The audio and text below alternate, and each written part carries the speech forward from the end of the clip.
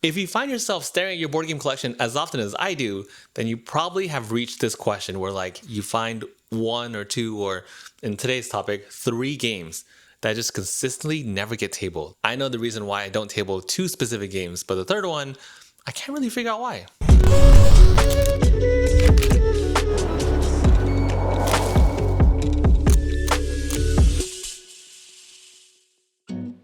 Hello everyone and welcome back to the Wolfpack. So good to see you all. Thank you for joining me on yet another daily vlog. It's always good to see you all. And today I wanted to dive straight into the first game, which is this one. This right here is Lords of Ragnarok. And look, I'm not even joking to you. Look at how much dust. See that? This game has sat on my shelf enough to collect that much thick dust. And I think I know the reason why for this one. So, Lords of Hellas was one of my favorite themed board games ever. I just love the whole concept behind a modern Greek god. Like, it was just so cool. And then building off these monuments and statues. And I thought combat was pretty interesting at first. And then it kind of like died out for me over time. But still, it was one of my favorite campaigns to follow when Kickstarter first launched. And to me, this is what put Awakened Realms on the map and why I followed them ever since. And then we introduced Lords of Ragnarok, which did fix a lot of the problems. But the thing is, I don't think it fixed it enough for me to like keep wanting to play it. And one big reason, which I've talked about on several other vlogs before, and that is with the rulebook. You know, Awakened Realms, they make really cool stuff. Their production value has always been off the charts. Questionable stances on AI art all the time for a company so big, but that's a different story. What still makes me not want to table this as often as I would like is how bad the rulebook is.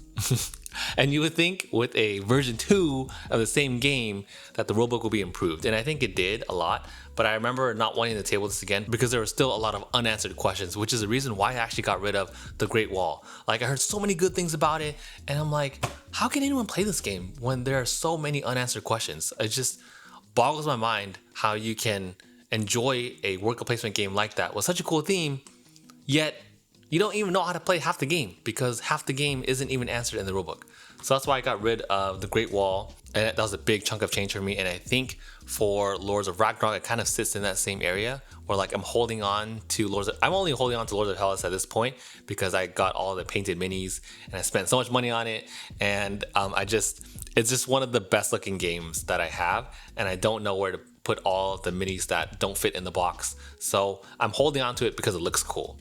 And Lords of Ragnarok kind of sits on this point where like it looks cool, it plays better, but I don't know if it plays enough for me to want to table it and struggle through another rulebook. So that's really the reason why that one specific title is sitting there and collecting dust on my game shelf.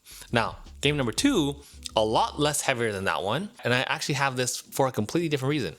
It's this one over here in the corner. Stardew Valley. Now, Stardew Valley, I haven't talked about this one for quite some time, and it just kind of sits there unknowingly, very subtle, always in my vlogs and stuff. It kind of just lays low. And the reason why Stardew Valley lays so low is because I don't really want to ever play that game. And it's not to say that it's a bad game. They have a really big, loyal, fan base and everything. So I got Stardew Valley, the board game, initially specifically for content. Because like when I was first doing this, it was in my older studio. I'm like, you know what? I think this game is going to do really well if I do a video on it. And instead of doing like a cinematic review, I'm just going to do a tutorial on it because I'm sure a lot of people want to like figure out how to play this game. I don't do tutorials as often as I used to anymore. But at least back in the day, I thought that Stardew Valley was going to do really well.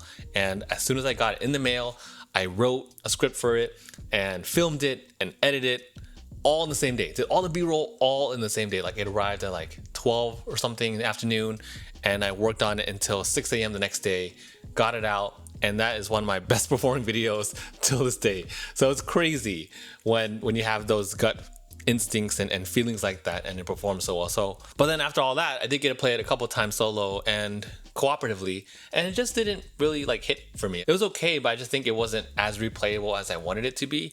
So I keep it purely as a keepsake. But for many of you, I'm sure you have a lot of keepsakes like I do, and I would love to know the titles that you hold in your gaming collection purely just to have it. Stardew Valley is one of them. Street Fighter at this point is one of them for me too, because I just haven't dove into any of the miniatures or gameplay. I like tried to play it once, it never worked out, but I love the minis. Nemesis, kind of the same idea here as Lords of Ragnarok, where like I want to play it again because the gameplay was good, it was interesting, but surprise, surprise, Awakened Realms and rulebooks. For as much rave as Nemesis gets, I'm surprised that very little of the feedback that I've seen has to even mention how bad the rulebook is. Last but not least, the one that I can't explain,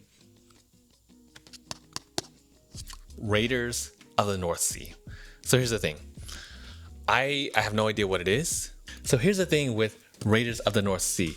It has sat in my collection for so long, and it has been through culling after culling after culling. Got to the point where it actually was in a culling box and it was almost about to be shipped out. And then I was talking to Carly from Board Game Buzz, and she was like, hold on, you should probably save that one. And I'm like, okay, sure. As soon as Carly says, save that one, I'm like, okay, fine, this one gets saved. So I kept it instead of selling it. And then I also downloaded the app too to play on mobile. And I just can't get myself to play this one. I learned it, I did actually spend time to like learn it, and I can see where the fun is. And I think that's why I'm still holding on to it, because I'm like, I think I could enjoy this one, and I think it could be good. And Carly said it's good. So if Carly said it's good and we have such similar gaming tastes, then it's probably gonna be really good. And that's why I've held on to this one, but I just don't know why it has still just sat there and not fully gone to a table. Like I can't really commit to it. I've committed to practically everything else I want to get played, but for some reason I have commitment issues when it comes to Raiders of the North Sea. And it's funny because I got this one at the same time I got Empires of the North, because I just wanted both games that said of the North, since they're so similar in color and theming and a lot of things are very the same. So anyways, with that said, I think I eliminated down to one game, came down to bad rulebook / decent gameplay but not enough for me to table. Second game, purely keepsake, that was Stardew Valley. First one was Lords of Hellas. And the third one, I still can't really pin down why I don't get it played as often as I would like, or just to get it off my shelf. So with that said, I would love to know if all of you share the same reasons for any of these three, and if there are specific games on your gaming shelf right now that if you stare at your gaming shelf, you can pinpoint one or two games and that just don't get played. Do you know the reason why?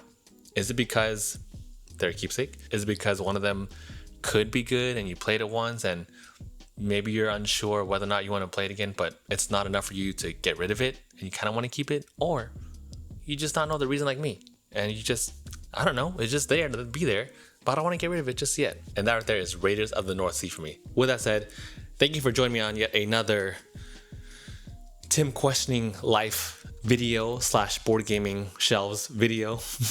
And if you made it here to the very end, go ahead and comment commitment, because that is exactly what I have right now with some games here.